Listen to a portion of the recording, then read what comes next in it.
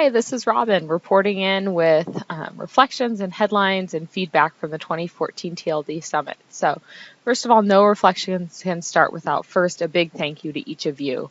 You, the participants, are truly what made the TLD Summit so wonderful. So thank you to each of you for coming with an open mind, a desire to learn, and for exhibiting our core values in such tremendous ways. I can't emphasize enough how much you are what makes the summit so wonderful. And to all of our friends who tried for days to make it to the summit by plane, train, and automobile, thank you for your efforts. We missed you and are looking forward to being all together in Dallas next year. Fingers crossed for no snow. But before we dig into the feedback that you all shared and the changes we're making for the upcoming year, I wanted to just reroute us in our vision for the summit. So we emphasized three main areas. If you'll remember, these are the same three areas from the first summit. So one was we wanted to give you a chance to connect with each other, with our mission, with why you do this work, with the fact that you're a part of a national movement, with our Alabama community, and just a chance to really reground yourselves in the importance of this work. Secondly, we wanted you to have a chance for inspiration. We know that this work is hard and that you each are working so diligently each day. And so we wanted to provide you with reminders and lessons and inspiration from the leaders and the stories of the Alabama community and within our own Teach for America community. And last, we wanted a chance for you to really learn new skills and think about how you can lead the change in your community. We wanted you to feel passion and reinvigoration to take on the work as you head back to your own communities. And one of our biggest priorities this year was rooting the summit in the context and community of Alabama. It's such a rich community full of brave people and important lessons from history, and being able to highlight that was really important. Although, as you know, the weather did keep us from many of those plans coming to fruition. Okay, let's dig into your feedback, which first of all, thank you to each of you who shared feedback. This conference is for you, and we really, really value your feedback. So first, thank you. So I'll start with the top things you appreciated this year. The number one, by far and away, thing that was said over and over again was how powerful the speeches were, especially from Susan and Brian Stevenson, and how you emphasized that the call to action and the reminder of why you do this work was so important. Second thing was that you really emphasized how much you appreciated choice, the ability to cater the summit to your needs and wants, from content sessions to collaborative learning communities to affinity groups. The choice was really what made the summit so wonderful. Next was content sessions, was another big thing that you appreciated. The fact that there were lots of options, that there was something for everyone, the diversity of presenters from external folks to regional presenters to national TPSD members. You also appreciated something new we tried this year, which were collaborative learning communities, which gave you an opportunity to spend time with people through a shared affinity and build some relationships across regions and across teams, and also have a chance to process and reflect and think about some of the things you were just processing coming out of the summit. And lastly, by and far, people really appreciated the summit being rooted in the local Alabama community. That being said, there are some opportunities, as always, for us to continue to learn and grow and make the summit even better. One of those things is the Innovation Fair. We tried something different this year by placing it during lunch and leaving the booths up the entire summit. And to be honest, that didn't work very well. It just didn't feel like it created the momentum and the time and space and the energy for you to really learn from your colleagues. So we'll be looking at and thinking about that for the upcoming year. We also know that we were missing many of our community voices, students, and just groups from the community that we had planned on attending given the inclement weather. So we are sad about that, and we'll be definitely thinking about plans for the upcoming year. And then thirdly, you shared that there were opportunities for us to strengthen the content sessions as we move forward.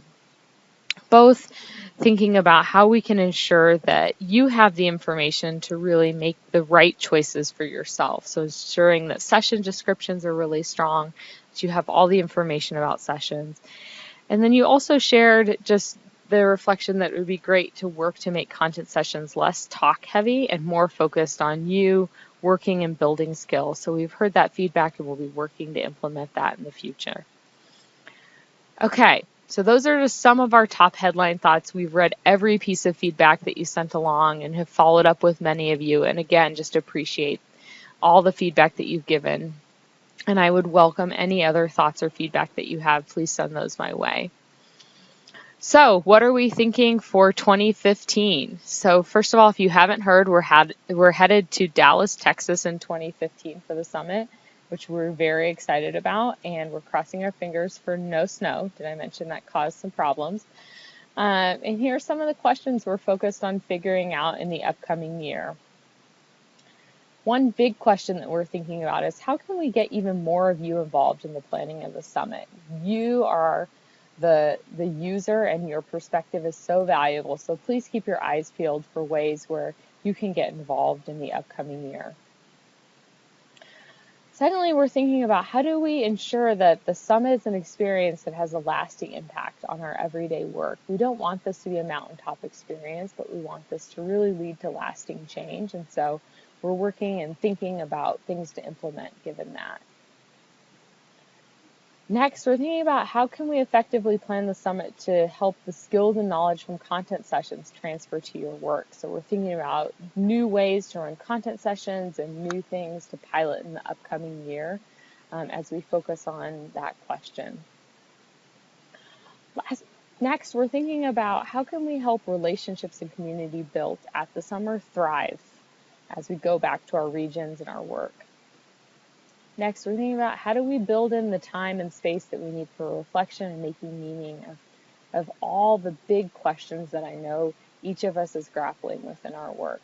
We implemented collaborative learning communities this year, and we provided that space, but we're thinking about how can we tweak those to be even better or think about other structures. So that's one big question we think is important that we want to make sure we give you the time and space for.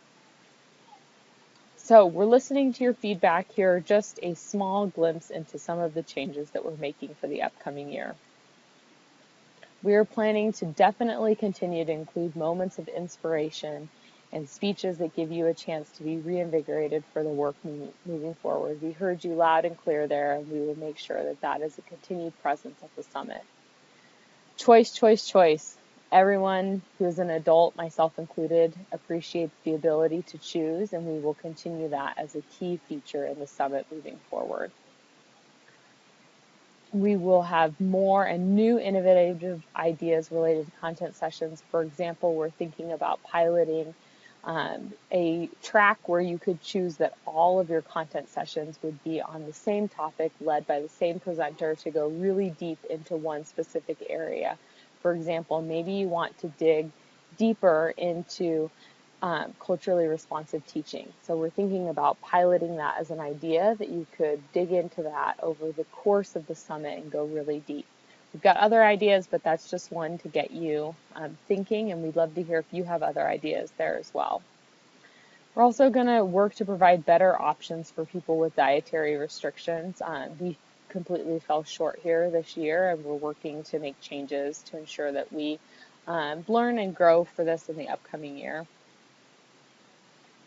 And then we're continuing to build and plan opportunities for you to connect and build relationships. So like I said earlier, we're making tweaks to collaborative learning communities, and we're thinking about how we can better leverage affinity groups in the upcoming year.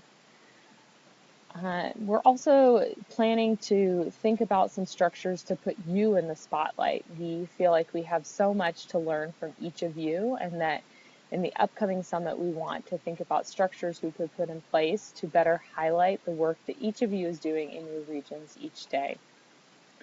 Lastly, we are going to keep the summit rooted in the community and plan to really highlight the strengths and voices and assets of the Dallas community. Like I said, those are just a few of the ways that we're listening to your feedback and implementing them in the upcoming year. But that being said, we want to hear other questions, reflections. If you want to help, please do not hesitate to reach out to me. I feel like at this point I'm becoming a broken record, but that's okay. I just really believe that the summit is only as good as it reflects the participants. And so to do that, I need your voice, and we need your voice as we're planning this. So please don't be a stranger. Please reach out. I hope to see you in my inbox, or feel free to give me a call. Have a wonderful day, and we're looking forward to seeing you in Dallas.